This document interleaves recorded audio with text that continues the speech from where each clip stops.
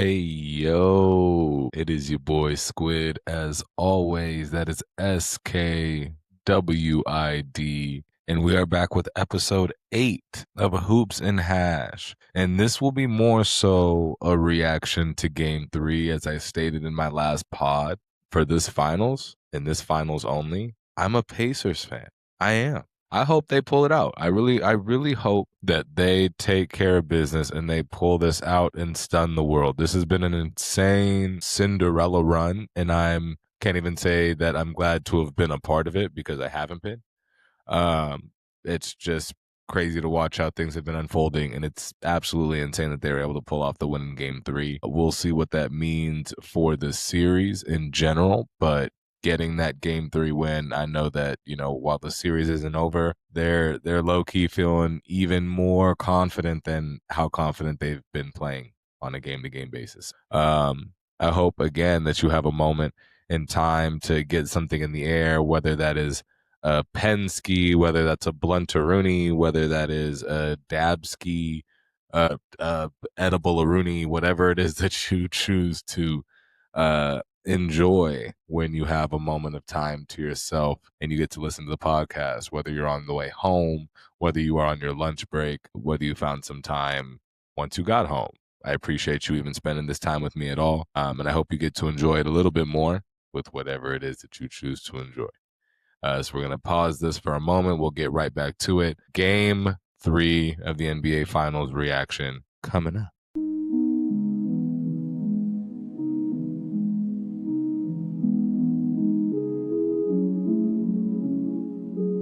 We live, baby.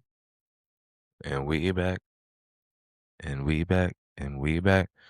Episode 8, Hoops and Hash, man. That NBA Finals Game 3 was just really fun to watch. I feel bad for the idiots that base their enjoyment on the number of household names they're going to be watching, because this series, even though Game 2 was basically a blowout, Game 1 was a thriller, and Game 3 was a thriller. I'm excited to see what theatrics happen in Game 4. But Game 3 was just a very, very fun watch, unless you are an Oklahoma City Thunder fan. If you are a basketball enjoyer, Game 3 was just a delight. The Oklahoma City Thunder are incredibly talented, obviously. Obviously, they're just so talented. It's hard to game plan exactly who you want to key in on outside of SGA. But the Pacers are just playing with so much confidence, and I hate to even use this term because it's just overused and played out, but they play with so much grit. Like, you talk about a hard-nosed team, like this Pacers team reminds me of a much more offensively talented Memphis Grizzlies team that had Tony Allen, Mike Conley, Gasol, Mark Gasol.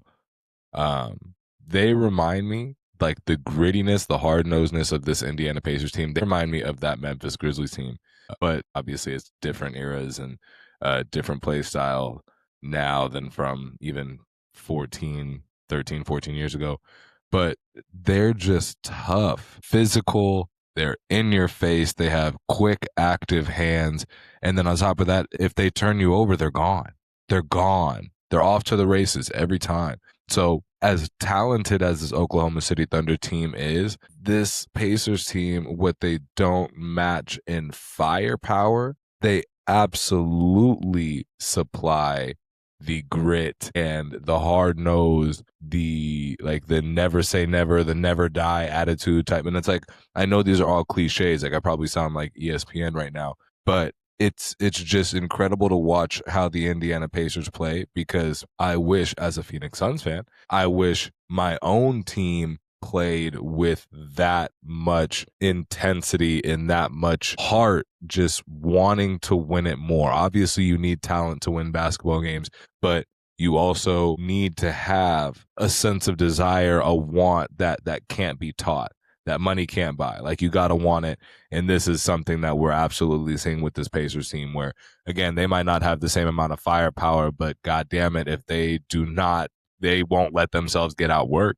They don't let themselves get outworked. They don't let themselves get beat to 50-50 balls. Offensive rebounds, that's them. Like everything that you ask of a team to do outside of playing just the game, those extra little things, those intangibles the Pacers play with. And I think that's what has gotten them this far up to this point.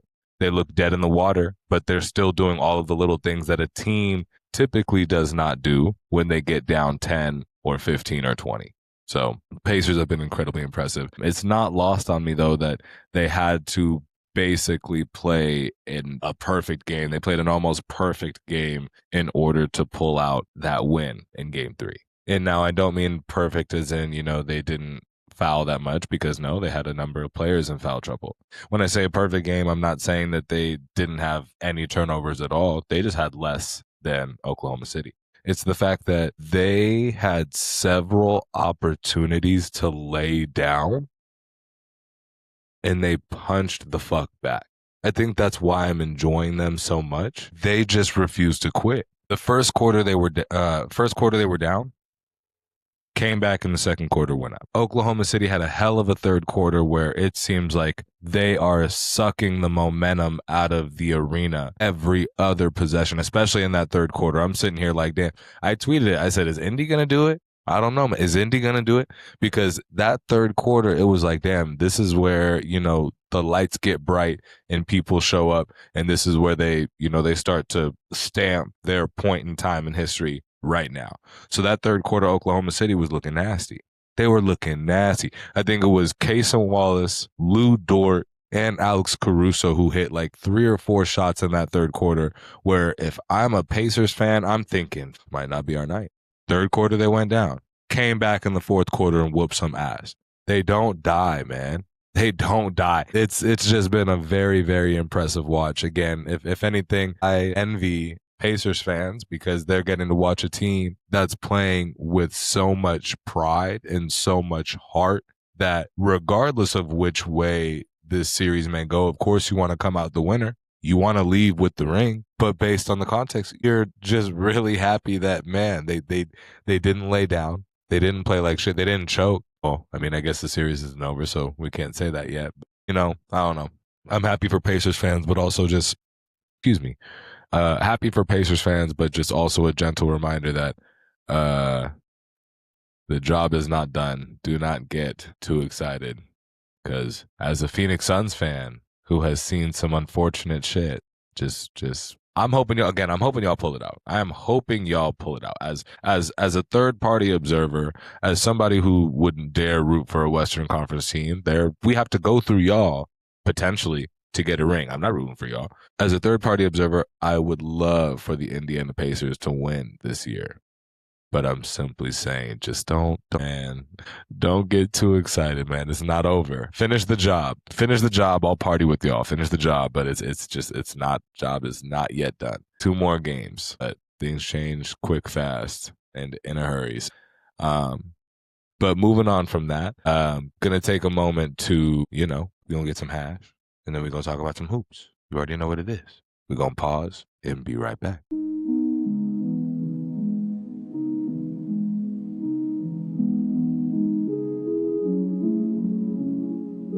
And we are back again.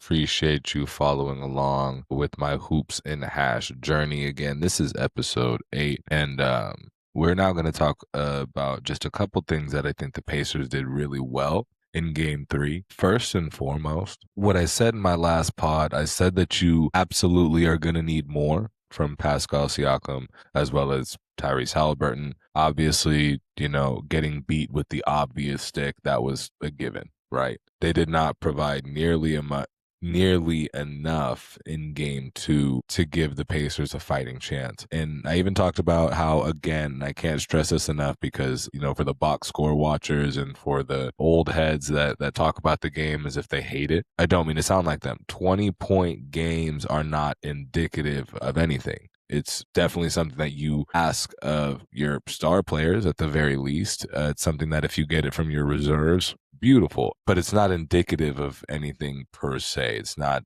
indicative of any trend. It doesn't say anything about you, just a 20-point game. Okay. But I said that as two players on the Pacers, as two players in the NBA who either did not make it to 20 points per game in the season or just barely got there by a decimal point, we're going to need that out of you. We're going to need 20 or more. And sure enough, in game 3, Hallie and Siakam, they did provide 21 and 22 respectively. They provided their own 21 and 22 points apiece. Another thing that I think they did well was they did a really good job with SGA. Now, I want to preface that by saying I think that he was officiated a little bit differently than we've gotten accustomed to seeing him get officiated. I think the refs did a good job of letting them play. He only got 6 free throws in the game. So that's, I don't know what the league average is. I would assume he's getting 8 or 9 free throws a game. So not much less than what he usually gets. But it just seemed like the officiating was letting them play a little bit more. I think a couple of the calls that we're accustomed to seeing him get, and I think even there were a couple calls where I think he was also kind of a little surprised that he didn't get it. I think the officiating was a little bit, I won't say looser, but just like, I guess just not so tight. So I think that was a little part of it. But also the Pacers just did a really good job of defending. I don't know if SGA is getting tired. I don't ever want to question world-class athletes' endurance, but it's also just coming to terms with the fact that the NBA season is incredibly long. The travel is awful. The playoffs, you don't get a ton of rest either. And then with the collective bargaining agreement, they're threatening to take away, not even threatening, they will take away your eligibility for end of season awards, which messes with people's bonuses at the end of the year. So, they constantly talk about player safety, but that's not something that they actually take seriously. So all that to say, if SGA is tired, yeah, makes sense. It's pretty rough. I don't know if he doesn't have, it seemed like in game 3, his legs were not, it seemed like in game 3, it seemed like he didn't have as much legs. And again, not to question a world-class athlete and their endurance or their ability, but, just pointing out what it seemed like. So I think the Pacers did a really good job, funneling him to another defender. I think they kept 2 on the ball a lot, which it's not like SGA can't counter that or go against that. But again, you deal with that the entirety of the season, and then you're also dealing with that during the duration of the playoffs where they're letting a little bit more go, just wearing and tearing, getting tired out there. I would understand. So I'm excited to see how SGA responds in game 4 because he didn't have a bad game 3. It's not that he had a bad game 3. 6 turnovers, that's not ideal. You get 20 shots up and you only finish the game with 24 points, also not ideal. He was still impactful though. Was it his most efficient game in this playoffs? No. Even the series? Absolutely not. But as consistent and as steady as he's been, you give him a pass for not having another incredible game. He still had a good one. It wasn't great, but, certainly wasn't enough. J-Dub pulled up. He was smooth. Just a great slasher, one of the league's great slashers. I like his quickness at his size. He had the team high for the Thunder, just barely, but, hell of a game from J-Dub. Chet Holmgren had a double-double, but SGA, as good of a game as it was, definitely could have been better, and it certainly wasn't enough. So I'm excited to see how he responds in game 4, still out in Indiana. Enemy territory, but I'm assuming he will have a nice bounce back game in game 4. Moving on to unsung hero. I talked about it. I talked about this before. I don't know how consistently I'm going to be able to do this, but I love a good unsung hero. I talked about in the previous pod about how, maybe this is a good opportunity for Obi Toppin. I think he has not necessarily a good mismatch, but with his athleticism and with his size and ability, I think game 3 would present an opportunity for him to kind of have a bounce back because he had a great game 1, horrendous game 2.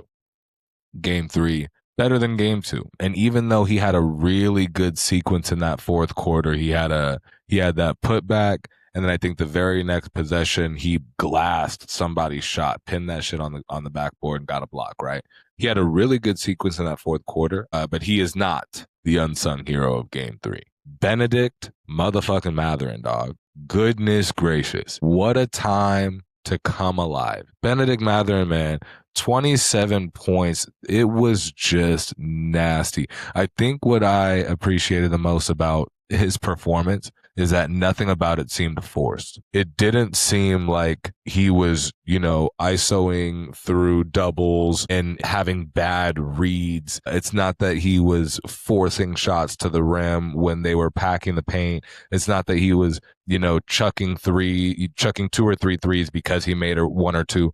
No, everything that he did in that game last night was in the flow of the offense and nothing seemed forced, right? He was scoring seemingly effortlessly and he was maneuvering through the defense with so much confidence. Like it was really nice to watch. I talked about how the Pacers were going to need an X factor in game 3, especially if they have any chance to shift the momentum in the series. Benedict Matherin came to play, boy. He had the game high between both teams, 27 points, but it was the way that he did it. Just smooth operating. Buddy's nice. I don't know if you can get that consistently out of him, 27 points every single night, but man, if there was any night to do it, if there was any night that it was going to be useful and impactful and so much needed, it was certainly back home for game 3 in an NBA finals. And it was clearly it was enough to steal one at home. Benedict Mather, man, unsung hero for game 3. I'm excited to see if the Thunder have any kind of like sub game plan or like alternate game plan to stop that from happening in game 4, to try to stop that from happening in game 4. I think that, they're going to trust their game plan. I think that, I don't think they're going to look at that game as a fluke, but I think they're going to more so look at it as, okay, he did it in game 3. I don't think he'll do it in game 4. We'll be mindful of his ability in game 4, and maybe we'll send help on a couple extra possessions. We're not going to double him. We're going to let him keep ISOing and we'll see what he can do. Until he puts up another 20 and a half, we ain't sending no doubles. We're going to trust our game plan.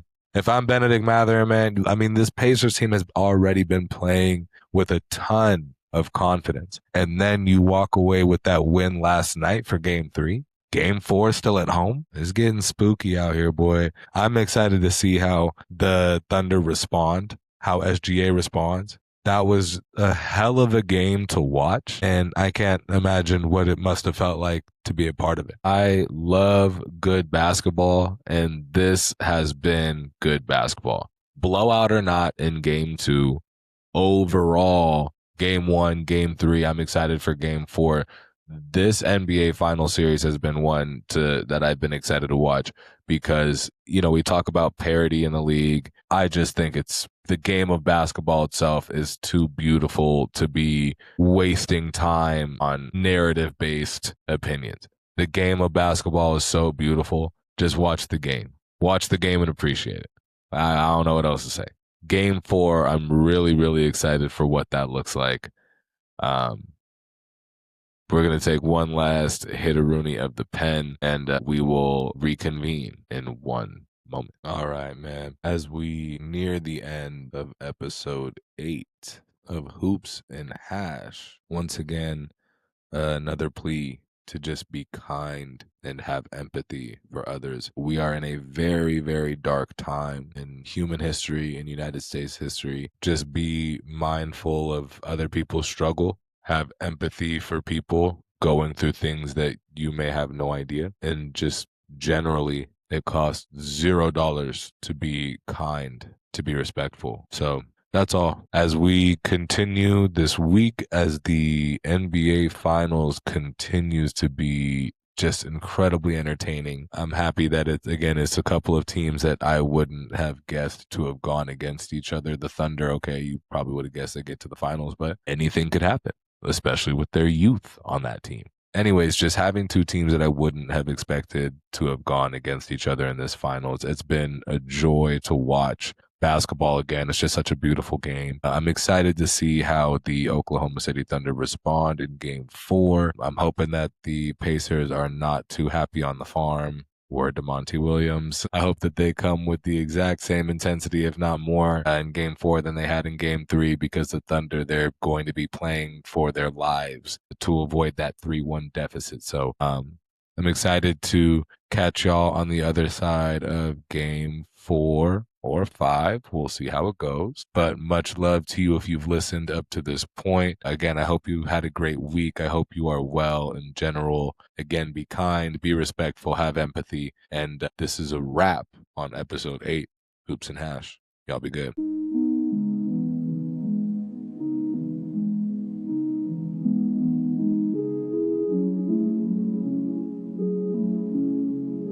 I'm finna turn the lights down to calibrate the mood, cause I don't want no space between me and you. How about you look for the movie while I order us some food? You came over wearing clothes, now I got you in the nude. Lunch roll, loud pack, what we missing? Nightcaps in the kitchen. You say that you get loud, hope the neighbors, they don't listen. I had to put my phone on D&D. It ain't about money, ain't no need for reaching out to me.